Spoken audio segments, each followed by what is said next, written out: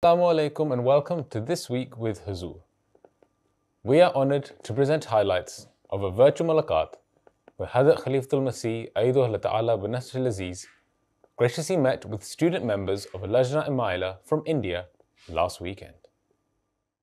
السلام علیکم ورحمۃ اللہ. السلام علیکم ورحمۃ اللہ وبرکاتہ. حضور بیٹھ جائیں. Last Sunday, student members of Lajna Imaila from India who were gathered in Qadian were blessed with a virtual mulaqat with Hazrat Khalifatul Masih V, may Allah be his helper. The program began with a formal session which commenced with tilawat and nazm. بڑھتی رہے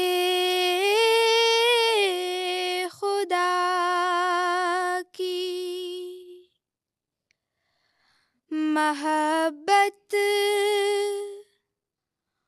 خدا کرے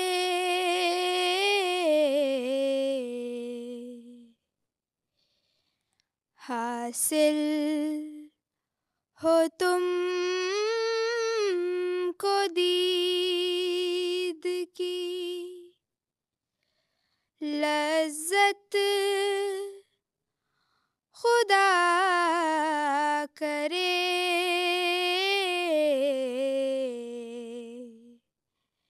During the mulaqat, a PhD student carrying out research on the impact of curry leaves on skin cancer delivered a presentation about her research. Today, the topic of my presentation is mechanistic studies on the chemopreventive potential of Moraya konegi leaf extract against chemically induced skin carcinogenesis in mice. According to Globocan report in 2018, there were over 10 lakh new cases and more than 65,000 deaths from non-melanoma skin cancer, and over 2 lakh new cases and higher than 60,000 deaths from melanoma skin cancer. Incidence rate of non-melanoma skin cancer was found almost double among men, and the highest incidence was observed in Australia, New Zealand, and followed by North America. Cancer prevention is need of the hour. For the prevention, many natural or synthetic agents are being used. However, due to the adverse effects of synthetic chemical agents, we are inclined to use the natural agents for skin cancer prevention as they are safe, effective, economical, and they have the capability to reverse or halt the process of carcinogenesis at any stage. One such natural agent is extracted from Moraya konegi, also known as curry tree, is the curry leaves, which are commonly found in India and other South Asian countries. For the research, male mice of Laka species were randomly segregated into 4 groups and experimented for 22 weeks. Results showed that curry leaf extract administration caused a significant reduction in tumor incidence, total number of tumors, mean tumor burden, and mean tumor volume, as shown in the last row.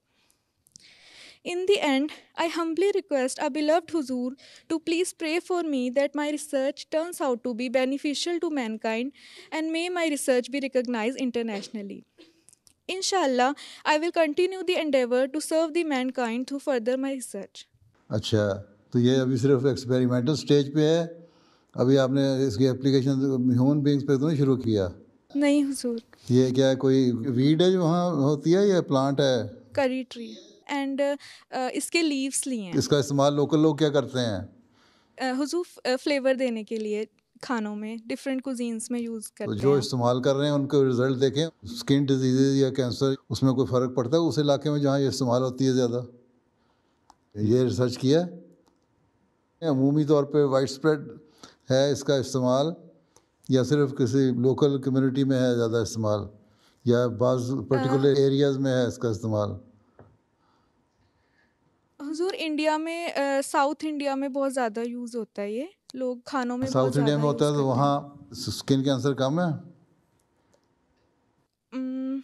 ابھی تک survey نہیں ہوا skin cancer کے اوپر. کرنا تھا نا، صرف لیبارٹری میں نا بیٹھی رہو، کوئی باہر نکل کے نا تھوڑا سا یہ سروے بھی کرنا چاہیے تاکہ یہ ڈیٹا بھی لوگوں کو دیں کہ یہ جو باہر جو ہے اس کا استعمال اس سے کیا فائدہ ہو رہا ہے. کیونکہ وہاں پولوشن بھی ویسے کم ہوتی ہے، ٹراپیکل ایریا زیادہ ہے نا. ہاں جی. اور اسکن ڈیزیز آپ کہتے ہیں جی سن برن کی وجہ سے ہوتا ہے. ہاں جی حضور. بعض جگہ آپ کے یہاں پلانٹ موجود ہے، وہاں کی ریسرچ بھی ہونی چاہیے، باہر کا ڈیٹا بھی لینا چاہیے. ان علاقوں میں رینڈم سیمپلنگ کریں کچھ تھوڑی سی جا کے. اسٹوڈنٹ ایسوسیشن جو ہے وہ ٹیم بنائے، وہاں کی جو لڑکیاں سائنس پڑھ رہی ہیں، بایولوجی پڑھ رہی ہیں یا کوئی بھی ریلیٹڈ سبجیکٹ پڑھ رہی ہیں، ان کو کہیں کہ وہ ریسرچ کر کے بتائیں کہ ان علاقوں میں جہاں یہ استعمال ہوتا ہے کھانوں میں وہاں اسکن ڈیزیزز کم ہیں. تو آپ کو پاس ایک فیلڈ ڈیٹا بھی ہوگا علاوہ لیبارٹری ایکسپیریمنٹس کے. جی حضور. ٹھیک ہے نا؟ چلو ٹھیک ہے، بیٹھو. After the presentation, the Lajna members had an opportunity to ask Hazur questions on a range of issues. میرا سوال یہ ہے کہ کیا لڑکیوں کو لا، نیوی، سول سروسز اور آرمی میں جانے کی اجازت ہے؟ لا کرنے کی اجازت ہے، اچھی بات ہے. ہیومن رائٹس کے اوپر کرو تو زیادہ اچھا ہے. کرمنل لا میں نہیں جانا چاہیے، لڑکیوں کو ذرا مسائل پیدا ہو سکتے ہیں. سول سروسز میں جا سکتی ہیں، لیکن وہاں اپنا لباس، پردہ، حیادار لباس کا خیال رکھنا پڑے گا. یہ نہیں کہ ان علاقوں میں پوسٹنگ ہو جائے جہاں آپ کے کہتے ہیں کہ یہاں نقاب لینا اور برقع لینا منع ہے. حیادار لباس اور پردے کا خیال رکھتے ہوئے جا سکتی ہیں. باقی رہ گئی نیوی اور آرمی، یہ دونوں شعبے جو مناسب نہیں ہیں لڑکیوں کے لیے. ٹھیک ہے، آج کل کا ماحول ایسا نہیں ہے کہ اس میں جائیں. جی جی، جزاک اللہ.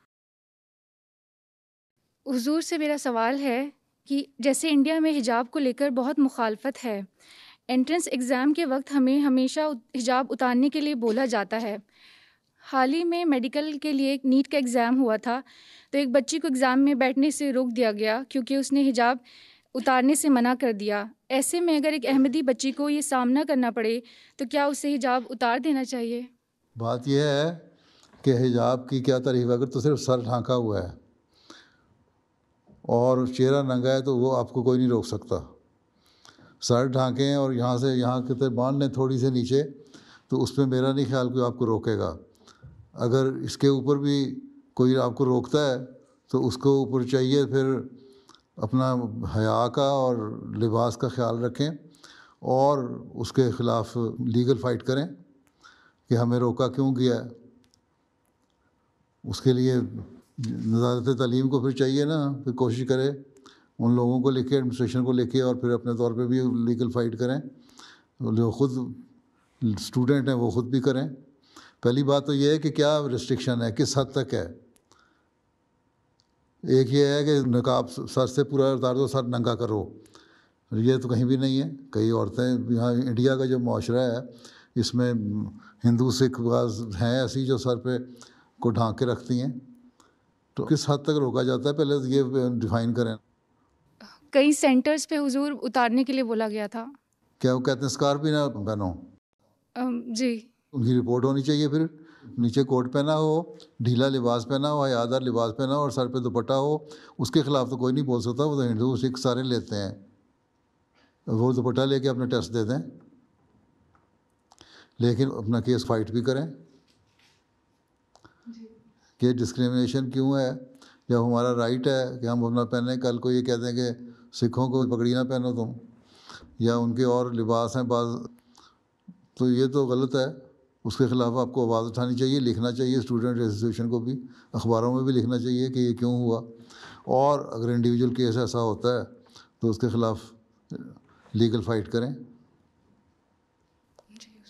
ٹھیک ہے جی. اب یہ دیکھنا ہے آپ نے دین کو دنیا پہ مقدم کرنا ہے، الحیاء من الایمان پہ عمل کرنا ہے، یا دنیا داری کے لیے اپنے آپ کو ننگا کرنا ہے. یہ سوچ لو خود ہی. تو بہرحال جہاں تک فائٹ ہو سکتی ہے ہمیں کرنی چاہیے قانون کے اندر رہتے ہوئے دائرے میں. کم از کم دوپٹہ اوڑھنا تو ہونا چاہیے، اس پہ کوئی نہیں روک سکتا. کووڈ کے دنوں میں ماسک بھی تو پہن کے رکھتے ہیں لوگ، اس وقت بھی تو چہرے چھپے ہوتے ہیں. ان سے کہو پھر اس کی بھی پابندی نہیں ہونی چاہیے. تو لیکن بہرحال دوپٹہ بہرحال ہونا چاہیے، اور اگر نہیں ہے تو نہ دیں ایگزام اور لیگل فائٹ کریں. میرا سوال یہ ہے کہ ایک احمدی اسٹوڈنٹ یا عورت کے لیے سوشل ایونٹس پر پردے میں رہتے ہوئے تصویر کھنچوانا کس حد تک جائز ہے؟ کئی موقعوں پر مثلاً انٹرفیتھ کانفرنس ہو یا پھر پروفیشنل کوئی ایونٹ ہو جہاں ہم پردے میں بھی ہوتے ہیں اور منع بھی کر دیتے ہیں، ایسے میں کئی مرتبہ غیر جماعت خواتین کی طرف سے بہت اصرار کیا جاتا ہے کہ آپ پردے میں ہیں تو پھر تصویر کیوں نہیں کھنچوا سکتی؟ حضور، ایسی سچویشن میں ہمیں کیا کرنا چاہیے؟ اگر آپ پردے میں ہیں اور چہرہ ڈھکا ہوا ہے اور لباس بھی آپ کا پورا کوٹ وغیرہ پہنا ہوا ہے تو کوئی حرج نہیں ہے. سمجھ آئی؟ اگر ایک گروپ میں آ رہی ہیں اور پردہ کیا ہوا ہے اور سر بھی ڈھکا ہوا ہے اور جو قرآن کریم کا حکم ہے پردے کا اس کے مطابق جسم کو بھی ڈھانکا ہوا ہے پوری طرح، چاہے وہ کوٹ سے ڈھانکا ہوا ہے چادر سے ڈھانکا ہوا ہے، تو پھر اگر تصویر کھینچ جاتی ہے تو کوئی حرج نہیں. لیکن اگر چہرہ بھی ننگا، سر بھی ننگا، لباس بھی حیادار نہیں تو پھر غلط ہے، پھر نہیں کرنی. حضور، میرا دوسرا سوال ایگزسٹنس آف گاڈ سے ہے. حضور، جیسا کہ آفات آتی ہیں اور جنگیں ہوتی ہیں، اب مثال کے طور پر جو یوکرین میں ہی ہوئی جس میں بہت سے معصوم لوگ مارے گئے، تو لوگوں نے یہ کہا کہ اب خدا کہاں ہے؟ اسی طرح ہمارے پروفیشن میں بھی ایسے کیسز ہوتے ہیں جو معذور ہوتے ہیں، تو ایسے میں بھی بعض لوگ یہ سوال کرتے ہیں کہ خدا کہاں ہے، ہماری کیا غلطی تھی؟ حضور، ایسے میں ہمارا کیا جواب ہونا چاہیے؟ اللہ تعالیٰ کا یہ قانون قدرت بھی ہے ایک. اللہ تعالیٰ نے یہ کہیں نہیں لکھا کہ تم لوگ میرے قانون قدرت کے خلاف چلو گے تو میں تب بھی تمہیں بچا لوں گا. ٹھیک ہے، جنگیں ہوتی ہیں، جنگوں میں بم پڑتے ہیں، اس میں معصوم بھی مارے جاتے ہیں، بچے بھی مارے جاتے ہیں. جنگوں میں کیونکہ بہرحال ایک انسانی غلطی کی وجہ سے جنگ ہو رہی ہے، اس میں مرتے ہیں. اب اللہ تعالیٰ کا وعدہ تھا اسلام کی فتح کا، جنگوں کا وعدہ تھا کہ اللہ تعالیٰ کہتا ہے میں مدد کروں گا تمہاری، تم جنگ کرو گے کافروں کے خلاف. آن رسول سے وعدہ تھا نا. تو ہم مسلمان یہ مانتے ہیں نا کہ جنگیں ہوئیں اور مسلمان بھی شہید ہوئے. اللہ تعالیٰ نے یہ تو نہیں کہا تھا کہ کوئی شہید نہیں ہوگا. اللہ تعالیٰ نے فرمایا تھا جو شہید ہوگا اس کا مقام بڑا اونچا ہوگا، لیکن الٹیمیٹلی فتح تمہاری ہوگی، اور وہ ہوئی. اللہ تعالیٰ نے ایک وعدہ کیا تھا وہ بھی پورا کر دیا. عمومی دنیا کے قانون میں ہم دیکھتے ہیں تو ایک چیز اللہ تعالیٰ نے کہا ہے کہ یہ تم کرو گے تو اس کا یہ نقصان ہوگا. اللہ تعالیٰ نے بتا دیا. اب وہ انسان کرے اور پھر کہے کہ میں نقصان سے بچ جاؤں، وہ نہیں ہو سکتا. باقی رہ گئی بات کہ بچے معذور پیدا ہوتے ہیں، وہ بھی انسانی کمزوریاں اور غلطیاں ہوتی ہیں جس کی وجہ سے بچے معذور پیدا ہوتے ہیں. یہ بھی ریسرچ کر کے دیکھ لیں. اس کے اوپر حضرت مسلم موعود کی کتاب جو ہے نا 10 proof of existence of God یا ہستی باری تعالیٰ، وہ پڑھیں، اس میں آپ کو جواب تفصیلی بھی مل جائے گا. 2 کتابیں ہیں، ایک 10 دلائل ہستی باری تعالیٰ، ٹھیک ہے، وہ علیحدہ چھوٹی سی کتاب ہے 25-26 صفحے کی، اور ایک کتاب ہے ہستی باری تعالیٰ، ذرا تفصیلی ہے 100 صفحے کے قریب.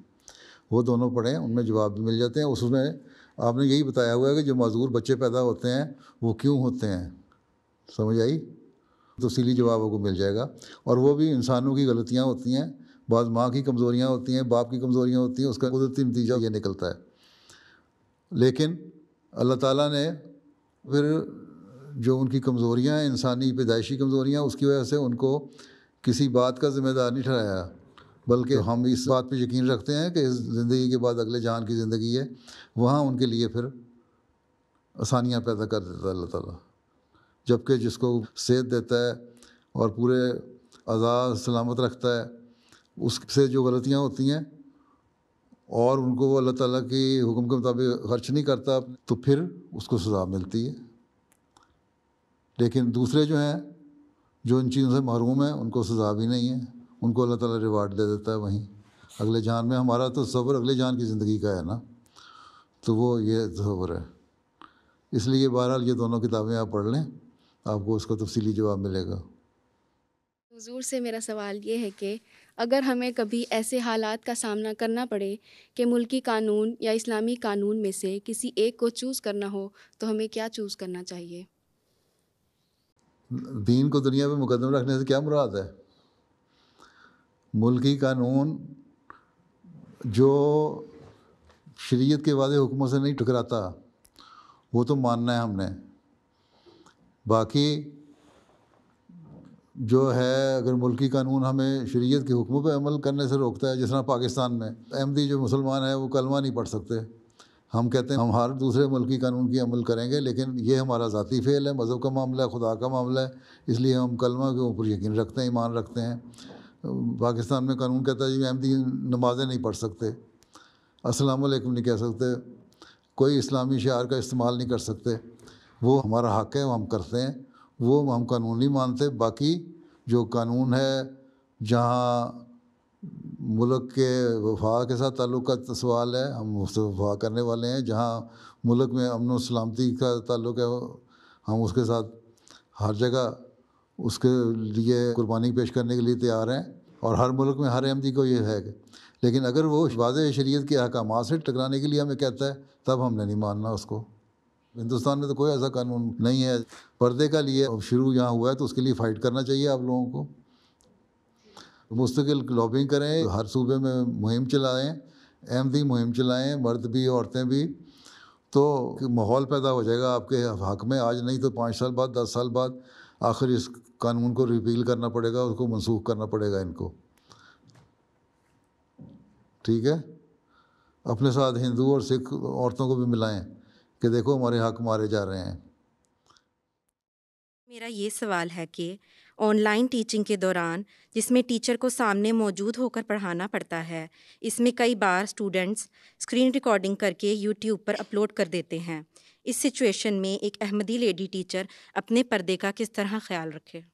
جب پڑھا رہی ہیں آپ تو آپ نے اگر اپنا سر ڈھانکا ہوا ہے اور ماتھا ڈھانک کے یہاں تک اپنا چہرہ آپ کا ننگا ہے، آپ پڑھا رہی ہیں، تو اس طرح کے حجاب میں کوئی حرج نہیں پڑھانے میں. اگر وہ ہو جاتا ہے، مجبوری ہے، آپ کو پروفیشن ایسا ہے، اس میں اسٹوڈنٹ نے اگر کر دیا اپنے کسی اسٹوڈنٹ کو فائدہ پہنچانے کے لیے تو کوئی حرج نہیں ہے. لیکن عمومی طور پہ اس کا مطلب یہ نہیں کہ کیونکہ وہاں آپ کا چہرہ آ گیا اس لیے آپ پردہ ہی چھوڑ دیں، وہ غلط ہے. یہ تو مجبوری ہے نا ایک، لیکن اس مجبوری میں بھی جو کم از کم معیار ہے حضرت مسیح علیہ السلام نے مقرر فرمایا، معیار یہ ہے کہ بال ڈھکے ہوں، کلے ڈھکے ہوں، اور تھوڑی یوں کر کے ایک رنگ بنا ہو چہرے کا، اس میں آپ کے ہونٹ بھی ننگے ہوتے ہیں، آنکھیں بھی ننگی ہوتی ہیں، آپ پڑھا سکتی ہیں آرام سے. اور وہ لباس ایسا ہے کہ اگر وہ اس مجبوری کے وقت آپ استعمال کر سکتی ہیں، لیکن وہ عمومی اجازت اس کی نہیں ہوتی. پھر اپنی تصویریں عام طور پہ سوشل میڈیا پہ ڈالنی شروع کر دیں، وہ غلط طریقہ ہے، اس سے پھر اور باتیں پیدا ہوتی ہیں. یہاں تو آپ کو پتہ ہے نا، آپ نے ایک لیکچر دیا، ٹیچنگ کی ہے، اسٹوڈنٹ نے ڈالا، آپ نے کہاں تاکہ اس کو روکنا ہے، کیا حدود ہیں اس کی، اور جس اسٹوڈنٹ کو پڑھا رہی ہیں اس کو آپ کنٹرول کر سکتی ہیں اس کو. لیکن جب عمومی طور پہ آپ کر دیں گی تو پھر آپ کوئی کنٹرول کوئی نہیں رہے گا. کم از کم معیار جو پردے کا ہے وہ میں نے بتا دیا. میک اپ کر کے تو نہیں آنا اس میں. ایک تو آپ کو میک اپ نہیں ہونا چاہیے، ایک کم از کم معیار پردے کا ہونا چاہیے کہ چہرہ ننگا بھی ہو تو بال ڈھانکیں اور تھوڑی ڈھکی ہو اور یہاں سے یوں ایک رنگ بنا ہو، اس میں آپ پڑھا سکتی ہیں، اور اس میں وہ اگر چلا جاتا ہے تو کوئی حرج نہیں ہے. لیکن اس کی وجہ سے کیونکہ اگر ایک جگہ آپ نے دے دیا اس کی وجہ سے آپ کو کھل مل گئی، چھٹی مل گئی کہ ہر تصویر آپ ہر سوشل میڈیا پہ ڈالنا شروع کر دیں، وہ غلط ہے. جی سر.